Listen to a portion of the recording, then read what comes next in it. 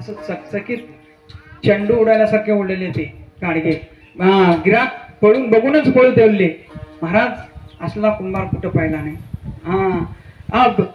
असं टॉप हाणून बघायचं नाही, भीतीला हाणून दाखवायचं. बघा हे किती घट आहे, काय करता येत नाही महाराज. असं चकचकीत असलेली या भरभराट आणि गोरोबा काकाला सगळी सोय झाली. गोरोबा काका सुद्धा काय बोलला ग, निवारण व्हावं लागलं. आता पैसा सगळं आनंदामध्ये आणि भगवान परमात्मा तिथं अनेक रोज काम करू लागले.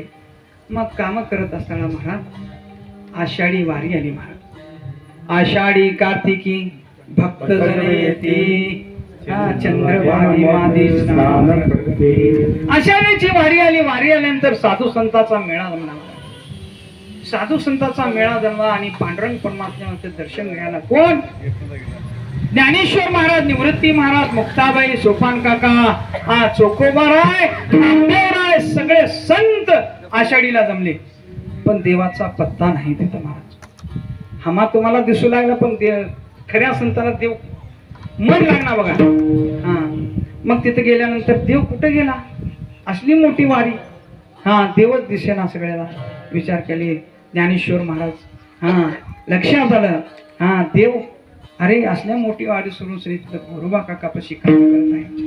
कळालं सगळ्या संताला. कळल्यानंतर सगळे काय केले, मिटिंग घेतले.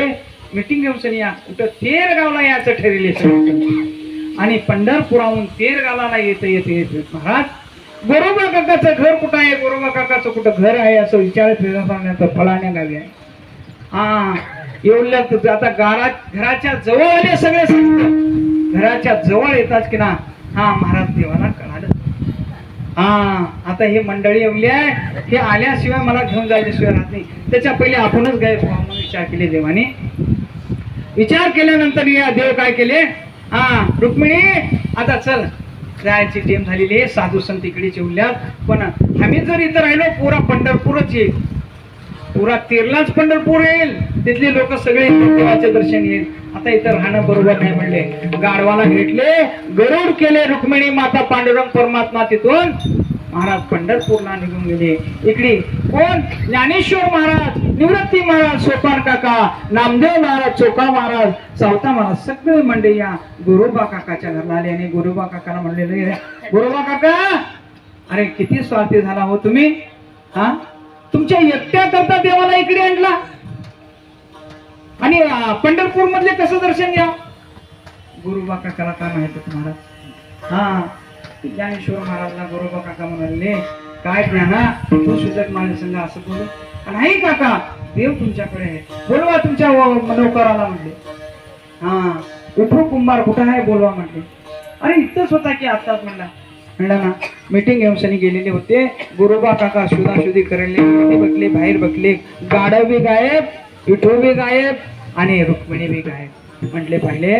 मग गोरोबा काकाला पश्चाताप झाला. देव माझ्या करता किती कष्ट घेतला, किती कष्ट घेतला महाराज. माती तुडीला माझ्या करता मडके घडीला असा असणारा देव माझ्या करता किती कष्ट घेणार. आणि त्यानंतर गोरोबा काकाला धाय धाय धाय तिथून ढासळून रडू लागले.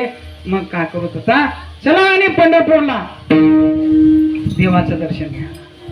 देवाचं दर्शन घ्यायला त्याच क्षणी सगळे मीटिंग घेतले आणि पुन्हा पंढरपूरला निघाले. पंढरपूरला आल्यानंतर चंद्रभागेचे स्नान केले.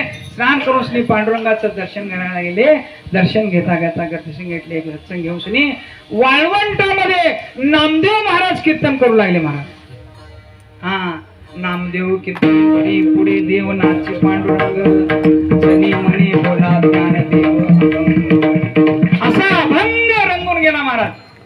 नामदेव महाराज कीर्तन करू लागले. नामदेव महाराज कीर्तन करत असताना महाराज काय करा, सगळे जण काय करा, दोन हात वरे करा. सगळे दोन हात वरे करा.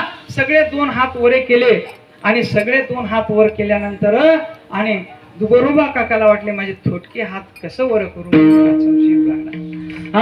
नामदेव महाराज म्हणले, गोरोबा काका तुम्ही पण वरे करा दोन्ही हात.